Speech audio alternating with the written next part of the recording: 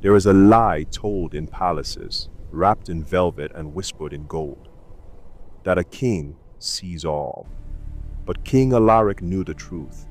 He knew that looking down from a high tower makes the world look small, and when people look like ants, it is easy to step on them. Alaric was tired of the yes, sires, and the as you wish, majesties. He was drowning in honeyed words, while his gut told him his kingdom was starving. So, one night, when the moon was hiding behind a bruise of purple clouds, Alaric traded his ermine cloak for a shepherd's wool coat that smelled of wet dog and peat smoke.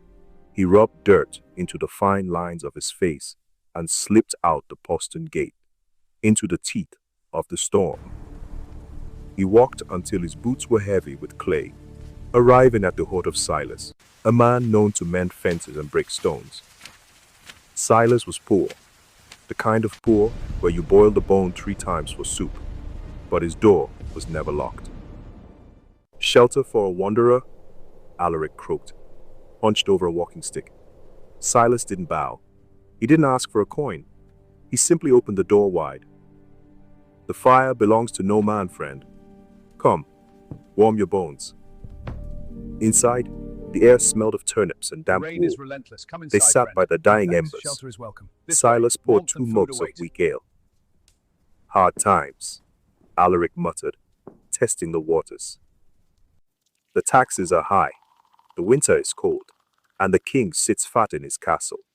I'll wager you curse his name when the frost takes the crops. Silas took a long sip, his eyes sharp and blue as cornflowers, resting on the disguised monarch. He leaned forward, stirring the fire with an iron poker. I do not curse him, Silas said softly. Why not? Alaric pressed, feigning anger. Does he not abandon you? Listen, old man. Silas chuckled, breaking a piece of stale bread and offering the larger half to the king.